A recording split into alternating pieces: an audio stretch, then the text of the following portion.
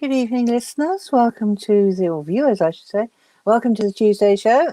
We've got a packed show today. I'm Jenny Fisher, the editor of East London News, and we have at least one guest on tonight and covering a very exciting topic. So let's get later on in about half an hour. We'll be looking at the at some news, campaign news, and other news in the health sector in East London.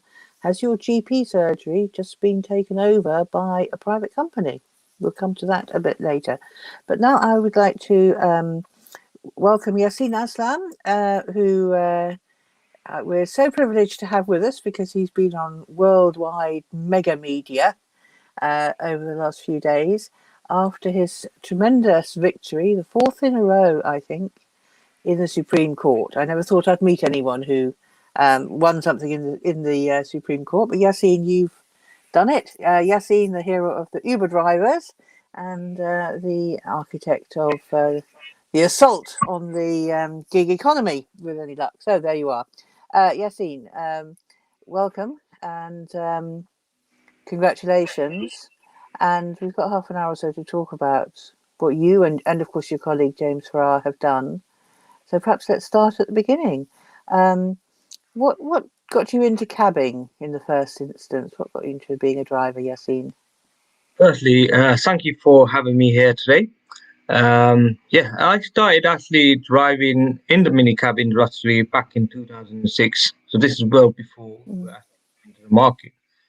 So Uber come into London back in 2012. And I was one of the first drivers to start working with them. This is back in 2013 when they first launched the Uber X service.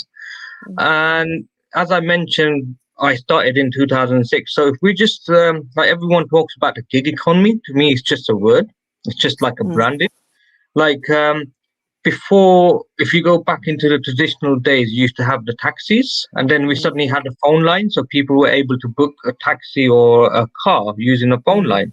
And then over the years, we saw it change where you had internet, and then suddenly in 2012, 13, we saw Uber, the app, Mm.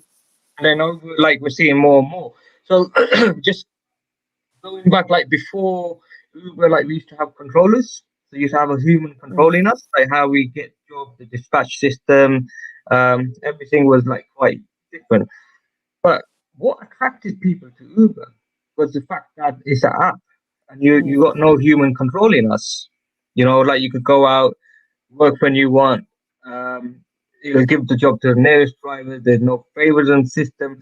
And if I Mm. talk about a traditional cab office, there's good things about them, but at the same time, there's many bad stuff, like in terms of discrimination, the way you have a Mm. favoritism system where the controller would look after certain people. In some firm, I saw controllers, for example, very bad controllers, where if you didn't buy them cigarettes or a doner kebab, stuff like that, Huh? they'll make sure you had a bad shift. So basically, there's like a different side of, I Business mean, really like that to some extent. Um, I don't know if there was much discrimination in East London minicab firms. I would tend to think there may well have been. I mean, certainly there I've was, used minicab firms, and some of them were brilliant, particularly when I was sort of like travelling late at night. I Some mean, of them I got to know very well, and you could really trust them. Um, but do you feel that discrimination was a problem, or it just has always. favouritism? It has, like you've got to look like that's just the element I'm talking about in controlling, where Mm. sometimes you get Mm. certain client that they want a certain kind of pay person, or a certain driver will get more jobs. But as a whole, the whole trade, it has always been exploited in a way where the regulators have failed to do anything. Um, Mm. at the same time, we get a lot of drivers getting assaulted. We get Oh, so you really? yeah, so you get racism, all kind of stuff. So Mm. that's happening, yeah. So Mm. I know three drivers over the course of the 7 years since I've been campaigning that passed away Mm. got murdered. So just on Thursday last week, we had a driver that got murdered working for Bolt Ooh. in Tottenham. So the point is, these were day-to-day things that happened. And recently, Mm. last year, unfortunately, we had a lot of drivers that been seriously critically ill because of the COVID-19 coronavirus. We Mm. also lost a few drivers. Oh, Like we yeah. had one of the most active driver, Mm. He is one of our campaigners, one of the lead claimants as well in this case, who Mm. passed away. So unfortunately, like there's loads of different issues that we had in terms of as an industry. Now, the problem we had with Uber was as they got bigger and bigger, the drivers had no rights, and all we could see is the way they approached the industry was so aggressive. Like the Mm. platform relies on a certain community of people, such as the BME community or people that are very vulnerable, desperate. So they're grateful they got a job. So what we started seeing is the fares going down and down. And I saw the commission go up from 20 to 25%. And then they launched this Uber pool, sorry. And the commission on that is 35%. And then most recently, they done this other thing called fixed pricing, meaning you're paying a higher commission. And at the same time, we've got the fares going down. So what's happening is drivers are working longer and longer hours, okay, but the Mm. pay is going less and less. Mm. Now, what the workers' status, what we won, Supreme Court gave us, means it puts a floor in the market. And in this country, we have three employment status. One is like self-employed, where you're Mm. truly independent, you run your own business, you set the Yep. fare, it's your customer, you're in control, you can negotiate. Mm. Basically, it's your business, yeah. And then right at the bottom, we Yeah. have employees. And what an Mm. employee is like, you actually employed by the company. They sort out all your expenses, Mm. they pay for everything. You get holiday pay, you get sick pay, you get Mm. paternity, you get a pension, you get Mm. unfair. Let's say you get dismissed you have a right to challenge mm, unfair dismissal. mm. Now, what we Yes. have in this country that a lot of people don't realize is a middle category, and that's called a worker.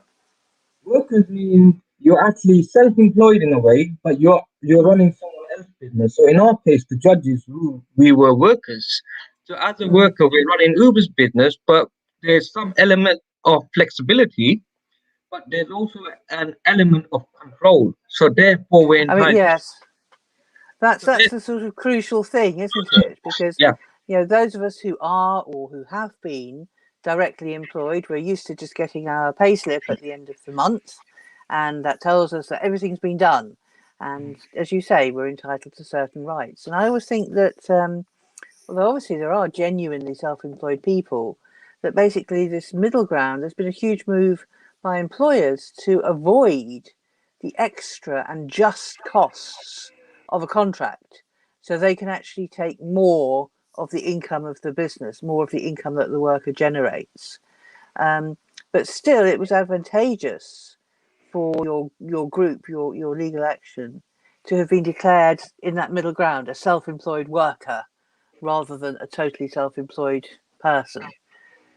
that's right, exactly. So a lot of people don't understand what the worker status means, and they've never Mm, heard about it. So we're one of the first people ever to win that in the gig economy.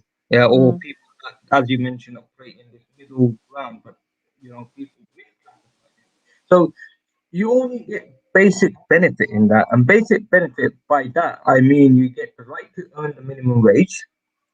Okay, you're mm, entitled to holiday pay, and you also like trade union recognition. So mm, therefore, like you don't get sick pay, you don't get pension, you don't get let's say mm, you get deactivated unfairly, you don't have a right to challenge all this. But because we have trade union recognition, we could get collective bargaining. mm, So companies such as Uber would then have to deal and negotiate as a group mm. with us guys. Now, this Which is something that's, yeah, again, there's a Oh, point that's really right. interested me. Councillor Merry has joined us. We can see him. We don't know yet if we can hear him. I have actually, since we've been on air, had a message through from elsewhere in Ilford, in Redbridge, saying that the internet is very slow out there today. So, if necessary, we'll just have to hope that Councillor Merry can hear us. Um, he's here to anyway. Hope he can hear us, and we'll take away what you say. So I know we're going to come on to talking about councils very shortly. But Yaseen, when you first had the idea of trying to fight for better rights for yourself and for your fellow drivers, did you actually approach the traditional, the mainstream existing unions, and what was their response?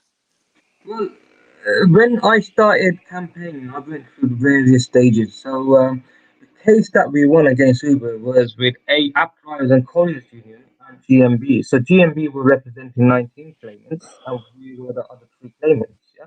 So GMB also played a big role in this. But the problem we're having is, if you look at the private hire drivers in London, we have 110,000 licensed private hire drivers, and 94% of them are from BME communities. And if you look at the taxi drivers, there's 25,000 taxi drivers. 84% of them are from a white British background. So Mm, what we're finding is, look, like other unions seem to be more focused on the taxi industry, where the private hire drivers were sort of, left on their own. So we were more grassroots, where we wanted to fight for ourselves. So mm, therefore, which led to us forming ADCU and also the cases we've done. So like we're more focused on the private hire industry. All our members are from ethnic communities like myself. We're all volunteers. But to be honest, like compared to the mainstream unions, they're more focused on sort of corporate side. They never organize in the gig economy. But mm, I'm seeing more and more of that now because of mm, what happened. So they're actually trying to reach out. But it doesn't matter what union you're with. And I would say it's important to join a union, mm, because the way forward is to be part of a union. But at the mm, same time, the problem we were having was these bigger unions failed to integrate with these communities. So the thing, the benefit we had is we were on the ground. Like I slept at Heathrow Airport car park in my car. You know, I was involved with drivers. So one of the things that we were doing to engage with these communities was we were having regular meetings, especially in Ramadan. We would have iftar event called drivers. That's something that you wouldn't see at one of the mainstream union. So if you want to organize, like communities, you have to be part of that community, and that's Mm-hmm. what we had, and that was our success in building the biggest union for drivers in the UK. Yes, tell us about this union that you've set up. I've actually put a link to the union in the comments box underneath the video, so people can actually go to your website and have a look. But tell us about your union, what you're trying to do. Is it a full union? Is it recognised? Are you able to offer the full range of advice? Yeah, so we're recognized, we're listed by the certification officer, so we are an official union. We're not yet affiliated to the TUC because we're too small for that. So, App Drivers and Couriers Union. So, we're present in many cities. We have a branch in Nottingham, we have a branch in Glasgow, we have a branch in Northampton, we have a branch in Bristol, and we have members across many different cities. Yeah, so we've been at the forefront of fighting for drivers, not just against Uber, but other issues. The main difference between us and other workers in the gig economy is we have a licensing regime, such as in London, we have Transport for London, which license Uber, and they also license the drivers. So what happens is on a day-to-day basis, we have a lot of drivers that have some kind of issue in terms of their Mm, license. When the license get revoked unfairly, we help them. So, mm, and at the same time, recently, because of the pandemic, we have been quite active. As I mentioned earlier on, we lost a few drivers. mm, We have been active in terms of working with the local councils in different mm. cities to make sure there's some kind of grant of funding because drivers are working about very long hours just to make £30 or £50 is Yeah. really on a good day. Yeah? Mm, And what's happening is they only go out there just to make money to pay for their expenses, mm, which is, like, and it's not Uber's fault, but it's just because of the way our practice has been. And mm. hopefully this Uber's ruling makes some, difference to that. Okay, well, you're painting a picture of the life of a driver, which I think is very illuminating. And let's first of all, I just need to give a quick shout out to Rahima's husband, who's a cabbie. Hello, I know you're listening, Rahima's husband. Welcome to have you on board. And thank you for your very kind words about this very effective young man and his union. And but it must have been a big step nonetheless to take on a company like Uber. It operates in several countries. It's been criticised before. It's managed to come out of the criticism and still keep operating. I mean, the only sort of similar thing I can think of is basically the campaign against McDonald's, by those two brave campaigners many years ago. So what made you say, do you know, I'm going to do this? Are you just really, really stubborn? I wouldn't say I'm stubborn. Um, the fact was, look, like I mentioned earlier on in my conversation, I've been in this industry for years. I could see what Uber was doing. They wanted to come in and be a big player in the market, over the smaller firms. But at the same time, they were making millions or billions or whatever it is, where the drivers who were the backbone would get poorer and poorer. And that couldn't be right. And one of my main concern was we had drivers getting assaulted, you know. Uber Mm, failed to help them in, like James Farrow, one of the other claimants in this case. He got mm, assaulted, and it took 10 weeks for the police just to push Uber to release his mm, drivers. I said, but then, like, back in the days, the good mm, thing about traditional cab office is if you ever have an issue, you just call in the mm, radio, and if there's any drivers parked by, the mm. controller will make sure someone's there to back you up or Yeah. aid you or whatever it was. So the whole idea of technology is they're tracking you, GPS, Mm, everything there to be safer, but it mm, was only one way. It's not there to protect us. Yeah? So mm, that's where my main campaign sort of started around. mm, But it's a big long battle. But the main mm. thing is it's always about being persistent and being, like, Tenacious. yeah. So we were very determined to Mm, take on Uber. It was a bit hard to start off with. Around 2016, I went through severe mm, depression, but we won. That's the first time we won, and that's mm, when I was confident. I knew that, look, away. But it wasn't easy, and it's not a fight that I should have been fighting. It took 6 years to establish Yeah. something which we needed like 6 years ago, and Mm, the laws have been around for years. The mm, problem we have with this country is there's lack of enforcement, which means companies mm, that got the money to blow could come in and not obey the law, and there's no one mm, that's going to enforce it. And mm, when I talk about workers and we talk about all kind of exploitation, the difference between us and other workers is we operate in a licensing regime. And what's happening here is Transport for London has miserably failed in making sure that workers ain't being exploited. So they had a mm, role, like for example, when Uber got licensed, mm, they could have put a condition on their license saying making sure that basic workers' rights are protected. Now, mm, at the same time, like we talk about, I mean, this is not isolated just to London, the same issue everywhere. And, mm, I work on my road on an international steering committee. We work with drivers from 23 different countries. It's the same issue mm, everywhere. You get people, mm. they come in and nice guys, people make money, and then suddenly you see a different side to them. Well, what do you think people can do? I know we were talking beforehand, and you were saying, there are various things that councils can do in and outside London to enforce this new decision. I mean, maybe just with driving companies or drivers, maybe with other companies too. But what would you like? I mean, Councillor Merry is trying to join us, but unfortunately, there's a pigeon sat on his internet or something, so it's not working out. But he can listen to the programme later. So, what would you like councillors to do, Yaseen? There's a lot politicians in council can do. Like I said, we're just average people. We don't have what we do have. We don't have money to pay politicians to lobby. But we, the people, we have the power through good councillors, such as the councillor that you mentioned, that can go and lobby our voice. And one of that is making sure that, for example, we fought for 6 years, and if Uber now decide they don't want to obey the law, you Mm, know, there should be people that could put pressure. And at the same time, like I mentioned, the COVID grant, yeah, Transport for London has failed to help us. If anything, they introduced the congestion charge during the mm, pandemic. They increased it during the pandemic, which means private expenses went up. And I sort of understand where the mayor of London is coming from, and he was sort of pushed into it. But at the same time, I haven't seen Transport for London fighting the government saying we need a better funding or a grant or something to make sure mm, we can support the taxis or and the private hire mm, in this in this pandemic.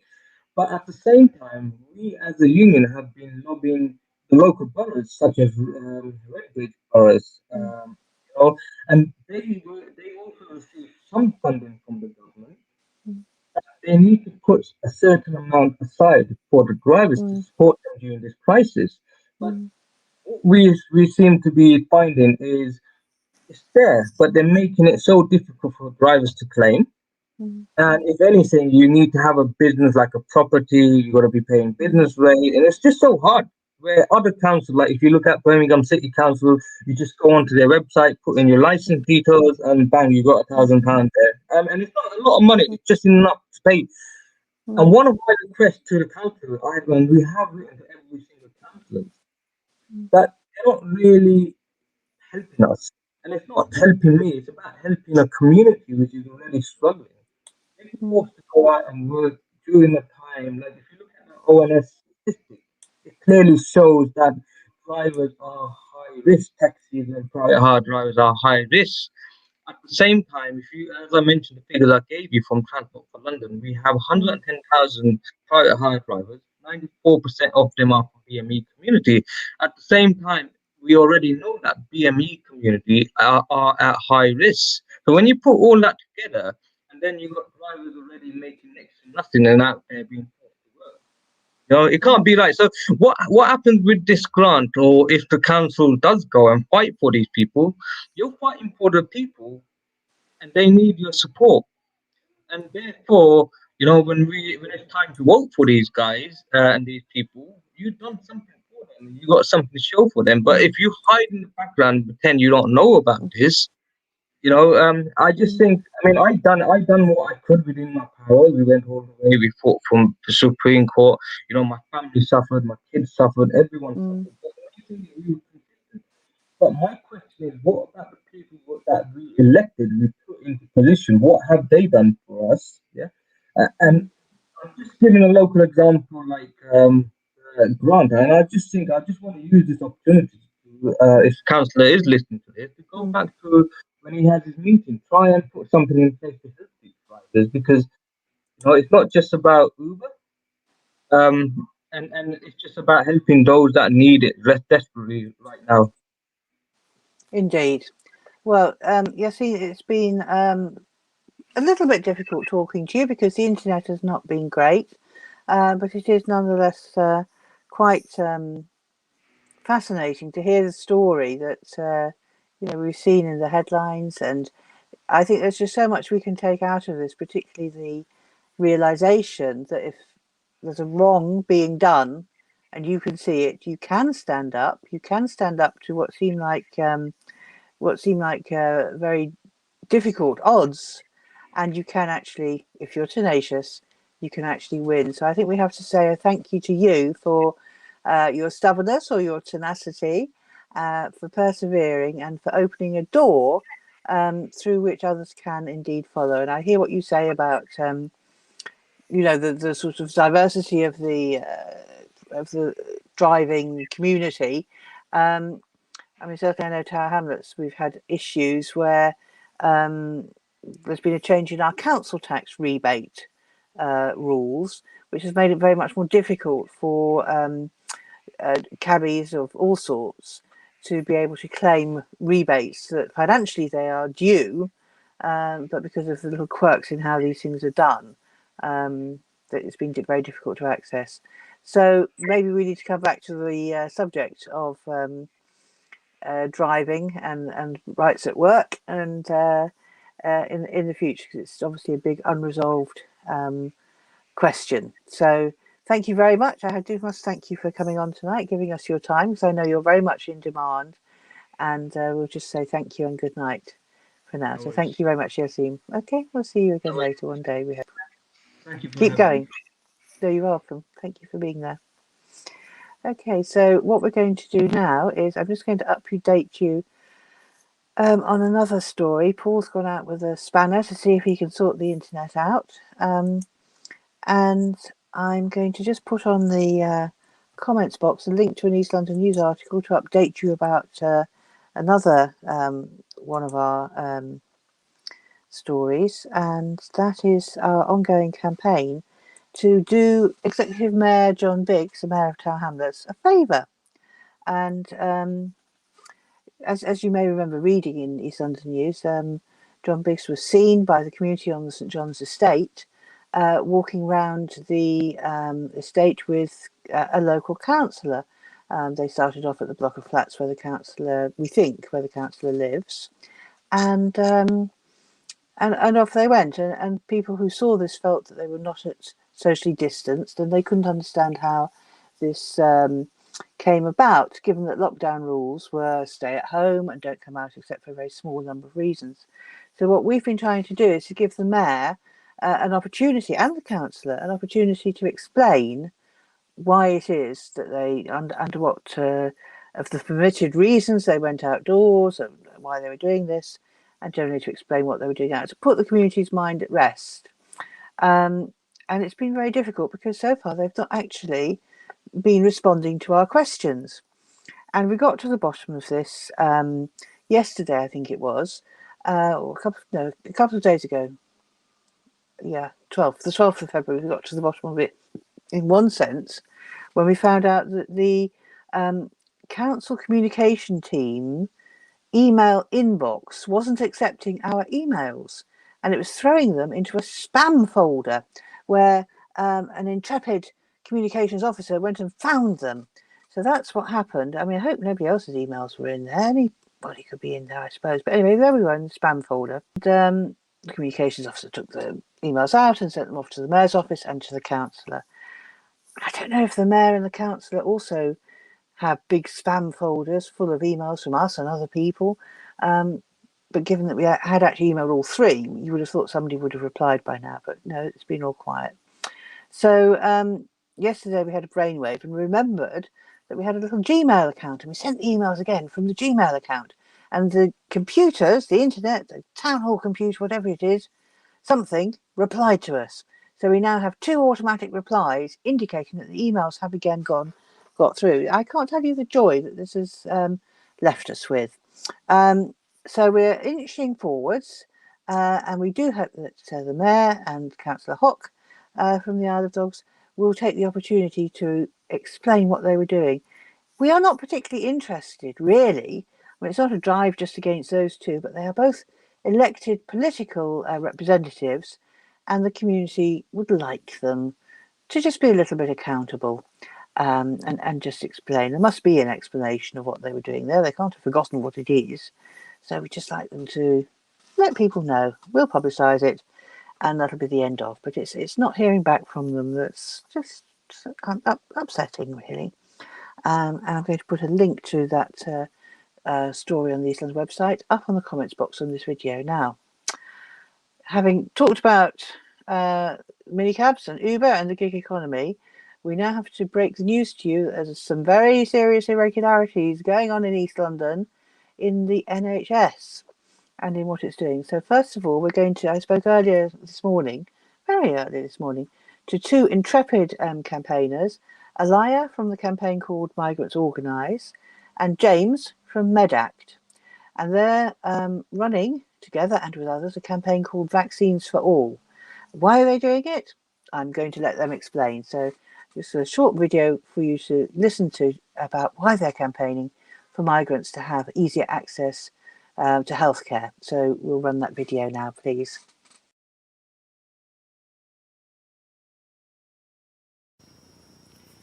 Okay, we'd like to welcome our 2 guests, Alaya and James, and we're going to start talking about this very important topic of migrants having proper access to healthcare, particularly during the COVID time. So I think, Alaya, you might be the first person to come in here and just tell us a little bit about what migrants, not all of them are sleeping rough, but many of them are homeless.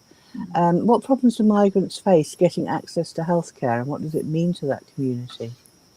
Yeah, it's a great question. It's really pertinent, obviously, during the coronavirus pandemic, where what we're seeing is the impact of the hostile environment, which were a set of policies that have actually been in existence for a really long time, but worsened in around 2015, 2017, where embedded immigration controls across society and into sort of vital public services and other areas that people need to live a kind of normal functioning life, like healthcare, into housing, into education, and banks, and so on. Many people don't have the right to work and are forced into really exploitative conditions. People either have to live in really terrible housing conditions or squalid housing provided by the Home Office. People have difficulty accessing the legal system because of cuts to legal aid, to get justice for the kind of the situations that they're in. But particularly in healthcare, what happened was, charging policies were introduced and data sharing mechanisms which share patient data with the Home Office and sit behind this hostile environment. I mean, in the NHS, a lot of people are really fearful to come forward to accessing the healthcare that they need, because they're so fearful of these hostile environment policies that if they come forward to see a doctor, there'll be repercussions for their immigration status, that they will be faced with immigration enforcement if they seek that care. So, hostile environment policies are really pushing people into the margins of society and preventing them from accessing the care that they need. And James, I know that MedAct has been very active in, that's the organisation you're from, has been very active in campaigning for better healthcare, access to healthcare in general. I mean, what particular things have you worked on? I think maternity care is supposed to be free, but obviously the points that Alaya makes about how difficult it is to get into the health system still stand. So what's MedAct? Yeah, of what course. have you been? So, I mean, what we see is, so we work alongside Migrants Organise and health workers across the country to challenge these hostile environment policies and to try and improve access to healthcare for not just migrants, but also everyone in the country. I think what we see time and time again, actually, is that these policies are so kind of complicated and so embedded in the health system that even where there are exemptions, as you say, for things like maternity care, or at least kind of modifications in how charging works, most people don't understand them. Healthcare workers don't understand them. Hospitals who are charged with administering don't understand them. Often many patients also don't understand them. And so we see time and time again that the kind of fear that these policies create is the real, the kind of biggest barrier for many people even trying to seek care at all, whether or not they're entitled. And then we regularly see them misapplied across hospitals, people being asked to prove identification when they don't need to. It was borne out in some research that we did with Migrants Organise and the New Economics Foundation at the start of the pandemic that looked at the impact of the coronavirus crisis on access to healthcare for migrant communities. And we found that over 50% of people that we surveyed were too afraid to access healthcare for fear of charging and data sharing. And that was even in circumstances where someone, a kind of trusted support worker that they were working with, had told them that it would be free for them, and they still didn't attend. So really, we're painting the picture of quite a crisis for part of our community in terms of getting what we thought was universal free healthcare in the UK. And then, of course, the pandemic hit. So what happened when COVID came along in terms of that even greater need then to access healthcare? James, have you got any comments on that? Yeah, so the pandemic, when it first hit, we were very concerned that it would kind of worsen and amplify a lot of the health inequalities that we were already seeing, and the research we did really bore that out.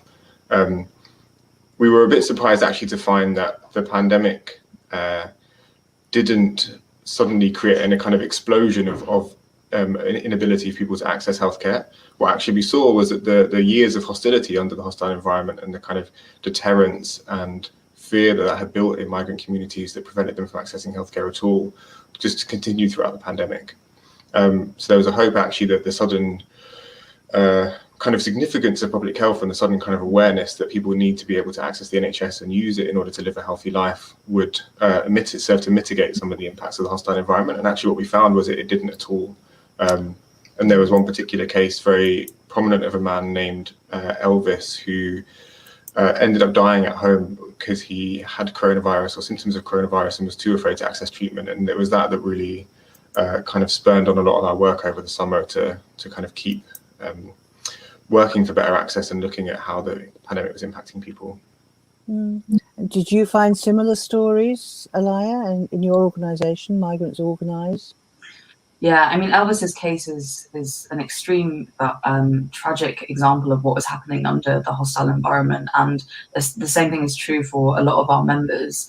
Fortunately, we didn't have members in a position of the same as Elvis's, but we did have members who have really been struggling to register with GPs, who are fearful of coming forward for healthcare when they've been sick with symptoms of coronavirus, haven't wanted to go and get tested because they've been asked that that they'll need to show ID, which they don't have, and they fear that they'll be faced with immigration enforcement if they go to hospital.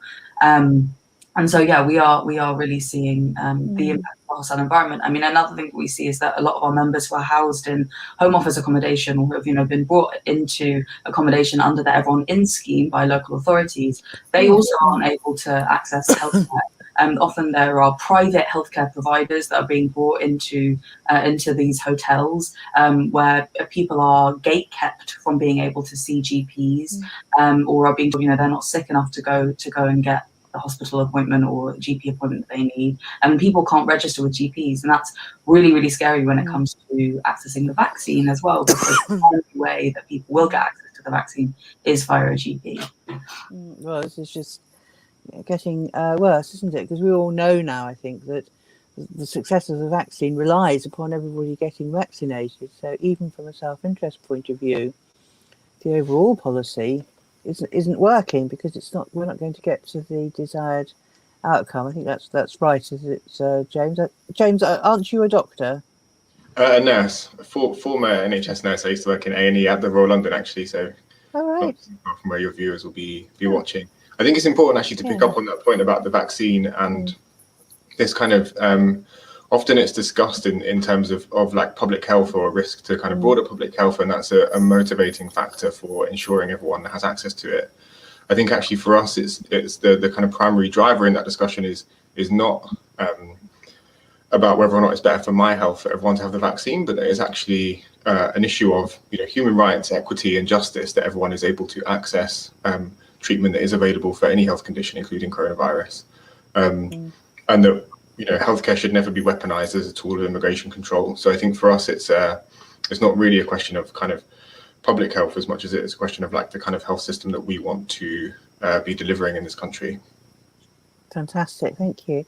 Okay, so the both of you are here today, not just to talk about this in general, but to actually talk about a campaign called Vaccines for All, which I think Medact initiated, but a lot of other organisations are involved with. So, James, would you like to tell us about that campaign? I'd love to. So it wasn't initiated just by Medact, but by the Patients Not Passports campaign network. So that's a kind of network of grassroots groups across the country, working in cities and towns, often healthcare workers and kind of community members and people who are impacted by charging, working together to oppose the hostile environment in the NHS. And what they saw very, very early on in the kind of process of the vaccine was that the hostile environment and the deterrence caused by the hostile environment was going to continue to impair people's access to the vaccine, whether that was through registering with their GP or trying to access a different vaccine site, or oftentimes people just being inappropriately asked for identification even when going for testing for coronavirus.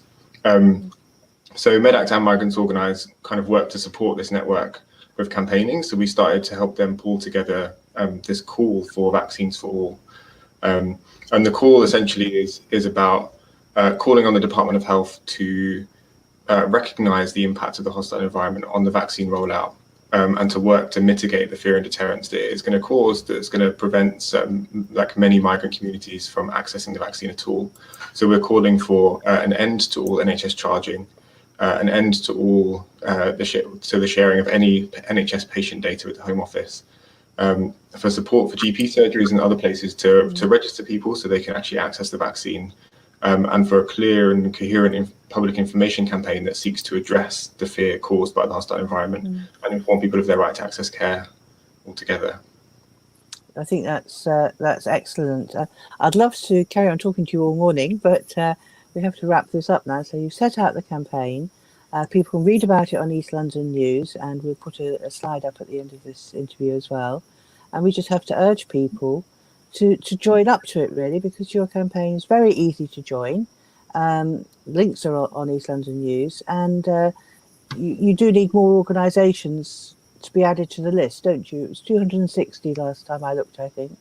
We're now at over 300, I think. As of this morning, we've hit 300 mark, but we really encourage particularly local organisations that are involved in some way the vaccine rollout, or speak to communities who might be impacted by the hostile environment and NHS charging, to join the call and to get involved, to think about how we can ensure that everybody is able to get vaccinated safely and without fear. Well, thank you to both of you for giving up your time this morning, and come on East London, we've got a strong community. We need to support this campaign. As James said, health justice, health equality, that's what we need to get. So don't just watch this video, but watch this video and then click on the links and get your organisation signed up. So let's see what we can do for these people. All right. Thank you very much, you two. And I hope we'll see you again soon enough, another day. Thank you. Thanks for having us. Hello, welcome back. I hope you enjoyed that as much as I did. I thought it was fantastic to see two people who really knew their stuff. I have written down James's comment as a quote: "Healthcare should never be weaponized as a form of immigration control." That's such a powerful statement, I think. I have put on the comments box underneath this video a link for you to get to the East London News article, and there, step by step, it takes you through how to check up if your organisation has joined and how you can actually join up with the Vaccines for All campaign. And I know a lot of you're involved in community organisations. Yes, you are. You are. So what can you do? Many of you will go to a mosque, get your mosque to sign up. That's just the sort of organisation that needs to stand behind this campaign for Vaccines for All. But there's many other organisations as well. councils too. I don't think there's enough councils. I'm not sure if any councils have actually backed the campaign yet, but it should be easy to get them to sign up. So call on your councillors to do it. Don't email John Biggs if you're using my email system. Maybe you have to ring him up. But there are other councils in East London as well. There's so many organisations that we could get behind this campaign, and that will really help strengthen it. And when you go through the links, you'll see it's got some really good aims as a campaign, and we need to support those. So sign on the dotted line, and we'll see who we've got signed up by next week. I'm afraid the Island Network is, of the East London organisations that we're in touch with, the first. You made it there first. Closely followed by the Muslim Professionals Forum. They're signed up now as well. But I hope by now somebody is waking up the Hedgecote Community Centre, Pigeon Roost, and getting a pigeon ready to go out first thing tomorrow morning to join up. And many other organisations will follow. If necessary, we'll have to get Active Musa on it and see what he can do. So that's enough of that campaign. Or, well, not enough of that campaign, but that's enough for tonight. Now, we're going on to something now, which is potentially even more serious. And is a wonderful explanation, a very clear explanation of something that's happened to GP surgeries in East London, in several boroughs in East London. So almost anybody who's here in East London, this could be affecting you. And it's put very clearly and briefly by the very excellent and articulate Carol from Tower Hamlets Keep Our NHS Public, Tower Hamlets Comp. So we're now going to go on and hope you enjoy listening to Carol explain how. Do you remember how Boris said, "Oh, it was just recently said, oh, we're going to get the private sector out of the NHS. We don't have to. We're going to make it so that the NHS doesn't have to buy services from the private sector." Unfortunately, a lot of hot air, because guess what's happened to some of the GP surgeries in East London? Let's have a look and go over to Carol.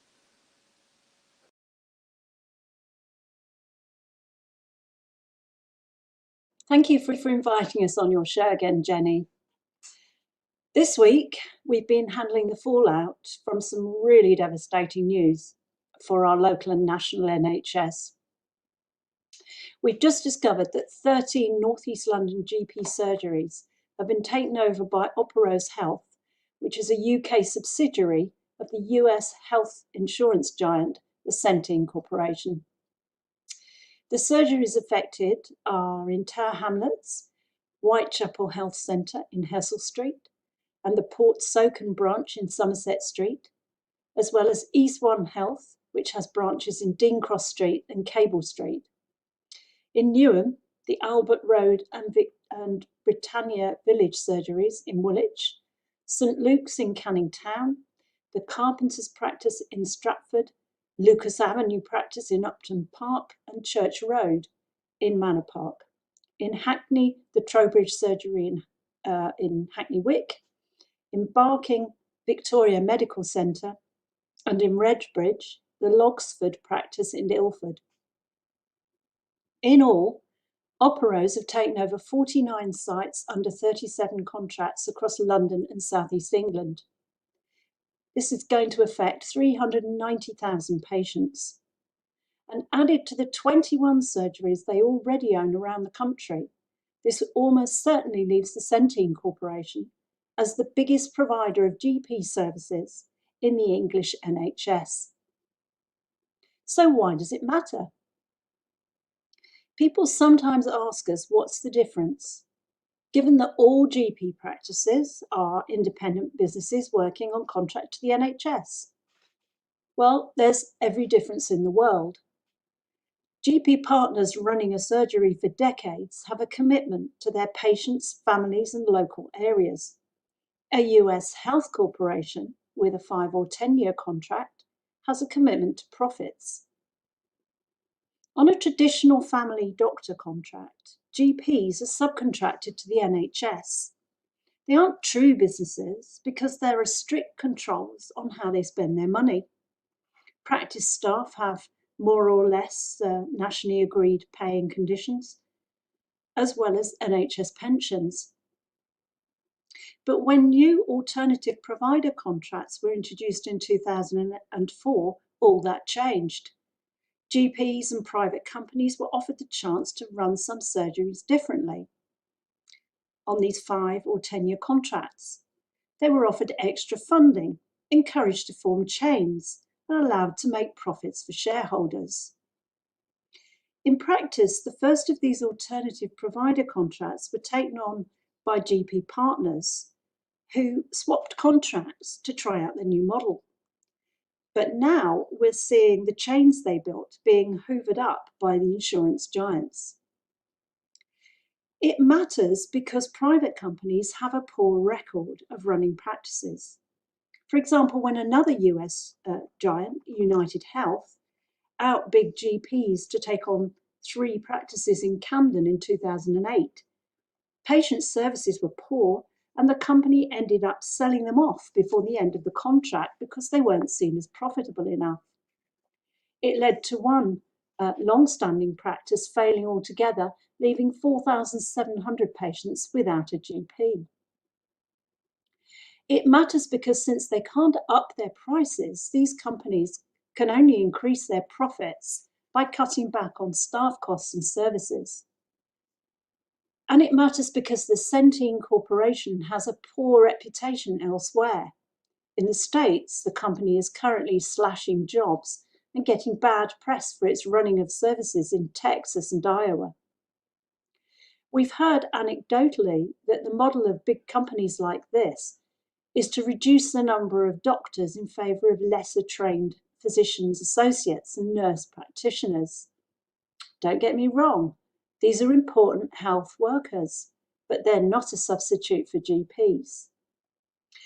It also matters because Operos Health is now so big in primary care that they have the power to demand plum seats on the very NHS bodies that decide which services to commission and who to give contracts to.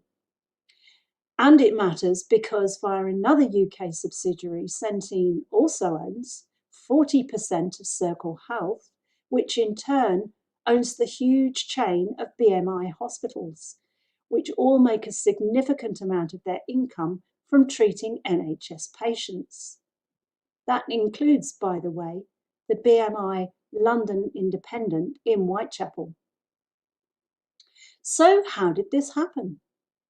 There is now an unholy row breaking out across London, with councillors, health campaigners and GPs across the area all demanding to know how the takeover was allowed to happen. The 49 sites, including our 13 surgeries, were previously set up and run, mainly on alternative provider contracts by a small group of GPs who set up a company called AT Medics. In the autumn of 2019, 75% of AT Medics shares seem to have been transferred to a new company. This would later allow them to be passed on to Centene subsidiaries, which effectively merged the two companies. But primary care commissioning committees in 13 areas had awarded contracts for the running of these surgeries in good faith to a company led by GPs. Passing on the contracts to a US health corp was always going to be controversial. Our commissioners could have said no. So when AT Medics applied for permission, they stressed that their company would still carry responsibility. The same staff would run the surgeries, and the current directors would remain actively involved. We're still piecing together why this was enough, but every one of the committees, at least one via chair's action, gave permission. And so far, we haven't seen any evidence of proper investigation or even a debate among committee members. Operos being owned by Centene doesn't even seem to have been mentioned. What happened next was breathtaking. When the last permission was granted on the 9th of February, Operos simply took over the surgeries. On the 10th of February, the AT Medics directors resigned en masse, replaced by 3 Centene directors. It was now a done deal. This story is going to run and run because a lot of people are very angry. But just to underline another important point, so much for the NHS White Paper revealed on the 11th of February, which claims that the government's plan is to row back on privatisation. The transformation they say they are planning is actually already well advanced, and Centene, Operos, United Health, Optum et al. Are absolutely the direction of travel.